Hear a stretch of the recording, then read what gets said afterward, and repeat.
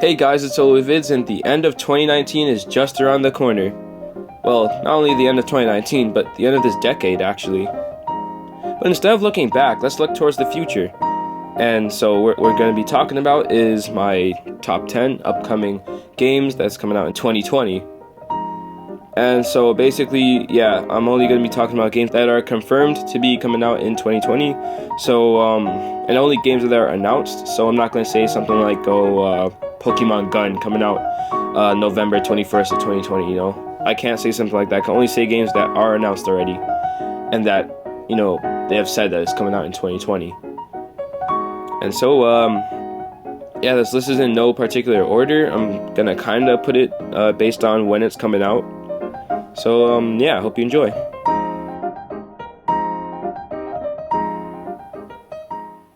So first up we have Dragon Ball Z Kakarot, which is basically an action RPG Dragon Ball game, which may sound weird at first, but like if you check out the gameplay, it's actually like really good. Like the world looks amazing, like it's huge.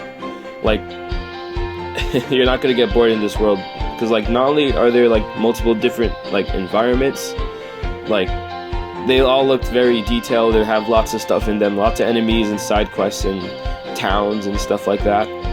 And so basically, yeah, you're gonna have three characters, or not three, you're gonna have a couple of characters you can play as. You can like switch around, and also of course some party members that'll help you in your battles.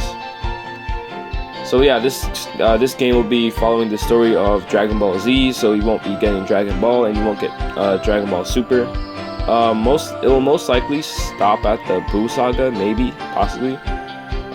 It might go up to to Battle of Gods if they stretch it, but I don't think it's going to. But yeah, the gameplay for this game looks really good, and you know, of course, I love RPGs, so I like all the RPG mechanics that's in it. You know, you got your party, you got of course cooking, because that's in every RPG now. Boosting up your stats, getting your party, yeah. So yeah, I'm excited for this game, and hopefully it's good. So next we have this game called TemTem. So what even is TemTem? Well, TemTem is basically kind of like a Pokemon game, but an indie game. So you are basically going to be a TemTem tamer, and you have to go and catch TemTem and, you know, go through your adventure. However, this game is an MMO, so you can see other people, other TemTem tamers, you know, going on their journeys too, and you can team up with your friends for double battles, because this game primarily focuses on double battles. So if you want to team up, you could do that, and each of you sends out one TemTem. And yeah, it looks like it's going to be like really refreshing if you're a Pokemon fan, because Pokemon doesn't really change that much, and I think we've all been waiting for an MMO Pokemon game that's official. So it's kind of what TemTem is. And not only that, it's going to be coming out on PC as well as basically every other console. It's coming out on Switch, PS4, and Xbox, and it's apparently going to have cross-platform, so that's going to be really fun. However, what's actually coming out in 2020 is the early access for the Steam version, so that's coming out on January 21st, and yeah, I'm hoping that's going to be really good and really fun, and hopefully can scratch that Pokemon itch. Alright, so next up, 2 days after TemTem's release, we have the Kingdom Hearts 3 Remind. So basically, it's the next DLC expansion for Kingdom Hearts 3, and yeah, it's basically like the final mix version, kind of sort of like that. It's gonna have extra bosses and extra story content, and extra keyblades, stuff like that. It's gonna have lots of extra content for Kingdom Hearts 3. It's also gonna be kind of like the Final Fantasy 15 Royal Edition, where it kind of expands certain places like Scala ad Caelum.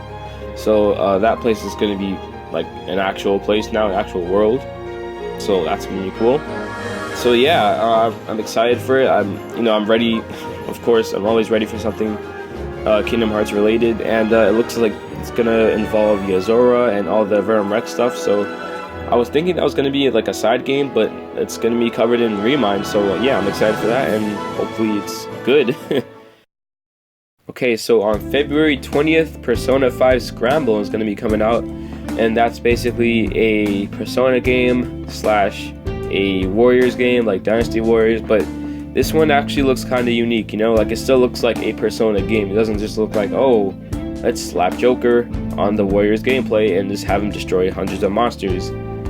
Like it looks like it's a Persona game, you know what I mean? Like you can see the Warriors in it, but like it looks unique enough to be its own game, which I made a video about. Like, Persona 5 Scramble is like an actual game, you know. I was pretty surprised by that, but yeah, it's apparently a sequel, so it takes place after the first game. So yeah, really excited for it. I'm hoping that it isn't like super short, and yeah, hopefully it's like a decently sized game. I don't expect it to be like 90 hours, but like, you know, decent sized, like maybe 15 to 20 hours. That would be nice. But yeah, hopefully that game will be fun and not just get repetitive over time. And yeah, I'm looking forward to it. Alright, so next on the list we have, of course, the final fighter for Smash Ultimate. And so, yeah, after nothing showed up at the Clown Awards 2019, that's when I knew that, you know, well, that's when everyone knew that, okay, the next person's coming in 2020. There's no way they're coming out in 2019 still. So, yeah, the deadline for the final fighter is February 2020, so they're gonna come out by that time. We don't know when, but they'll be out by that time, if not on that on a like certain day in February. But yeah, we don't know who it is yet, but of course any character coming into Smash is pretty hype. I hope it's Sora, but I mean, you never know.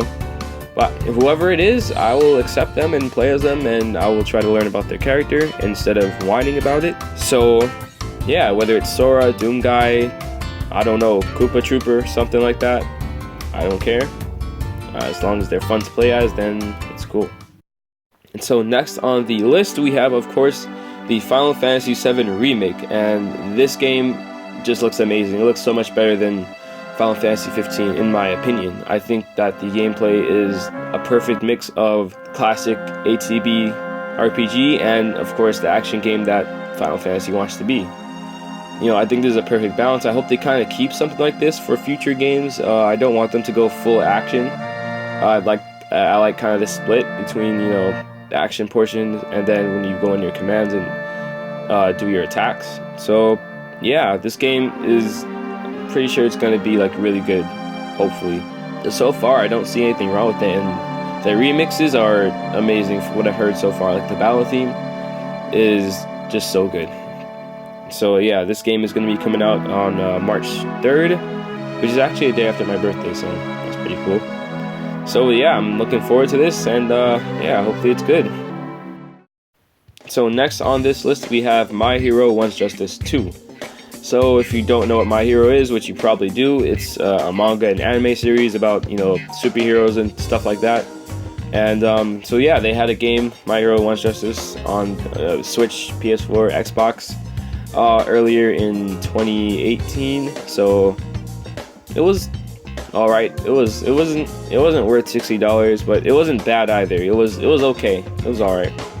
I had fun with it, online at least. Online was basically like the only good part of the game. The story mode was just, you know, not really fun. But the online, you know, I had a lot of fun with that. I had 40 hours in the game so far, so I had some fun. But yeah, it looks like for My Hero One's Justice 2, they're going to be adding so much to the game, like a ton of characters. Like this game's actually going to have a big roster now, and they're adding things like the sidestepping and team ultimates and stuff like that. They're trying to add some new mechanics to the game to make it feel different from One's Justice 1, because to be honest, it looks pretty similar to it. Like, you know, it looks kind of like the same game minus, you know, the new characters. But yeah, they also have like stage destruction and stuff like that. So I'm hoping that there's going to be enough changes where like it really warrants a whole new game instead of just some DLC. So hopefully with 2 it's pretty active. So yeah, I'm looking forward to it. Hopefully it's gonna be worth the $60 this time, and yeah, we'll see. So next we have the Avengers game that's being made by Square Enix. So yeah, so far, well, this game was announced like so long ago. Like I had a teaser, I don't know how many years ago, but it was a while ago, and it's now coming back, and it's coming out on May 15th, 2020. So yeah, Square game actually has a release date. So yeah, I'm hoping this game is gonna be really cool. It has, you know, 5 Avengers. No love for Hawkeye, but yeah, they're gonna be adding more Avengers as the game goes on. They're apparently gonna have multiplayer in it too, so that's gonna be cool. I guess you're gonna be running around taking down bad guys, taking out some supervillains or whatever. So yeah, I'm hoping that the gameplay is like actually fun and it could be held up to the same standards as, say, the Marvel Spider-Man game for the PS4. So yeah, hopefully it's really fun, really good, has a good story, and hopefully it doesn't come out and it's like buggy and stuff like that, or just underwhelming like Final Fantasy 15. But anyway. Alright, so now we're getting into the territory where I just completely don't know when it's coming out, because all it's ever said was 2020. They don't have a fixed date yet, so yeah, here we go. So first up is Xenoblade Chronicles 1 Definitive Edition, which looks really good. It looks kind of like Xenoblade 1, but in the style of Xenoblade 2 in terms of the art style. I'm guessing the game is, you know, mostly like a remaster.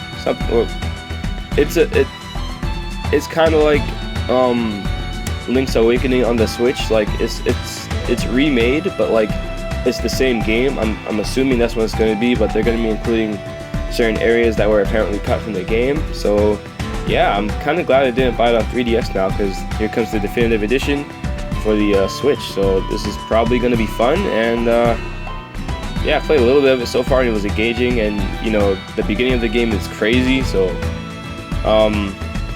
looking forward to people playing that for the first time. But yeah, hopefully it doesn't come out too late into the year, and I'm excited for it. And so last on my list, we have a game that is just straight from my childhood. It's Lego Star Wars: The Skywalker Saga. So yeah, I have a history with Lego Star Wars. So I played Lego Star Wars 1 and 2 on the PS2, and I've also then got Lego Star Wars: The Complete Saga on PS3. Yeah, Lego Star Wars is like my childhood, man. Like that used to be like my favorite game, and I'm excited for it coming back. You know, it's coming back. They're redoing everything, the entire saga, episodes 1 through 9, with voice acting and the updated Lego visuals and gameplay and design, and I'm really excited for it. The one thing I'm wondering though is with episode 7, because they already made a modern Lego game for episode 7, so I don't know, like, are they gonna like remake the game, or are they just gonna like put the levels from that game in there? Who knows? But yeah, I'm excited to seeing, you know, all of the classic episodes 1 through 6, you know, being brought up into a modern Lego design, because if I'm gonna be honest, the old Lego Star Wars games was kind of just like, you know, attack everything in the room and you'll probably find something to build and then you progress on. The newer Lego games seem to have like more like actual puzzles or something. So yeah, I'm excited for that. That's just like I don't care how old I am. I'm actually like excited, like genuinely excited for that game, because that's my childhood. So yeah, I'm looking forward to that. Alright, so those were the games / DLC that I'm looking forward to that's coming out in 2020. And well, yeah, 2019 is coming to an end, and this decade is coming to an end, and we're going into a new decade, which is the 2020s. And it sounds crazy, but you know, nothing else but to look forward and, you know, to make sure that this year's a good one. So yeah, what are you guys looking forward to? Put it down in the comments if you're looking forward to certain DLC or games in 2020, or just anytime actually. Whenever it comes out, just let me know what you're excited for. Hopefully everything turns out well. Alright, that's it for this video. See you next time.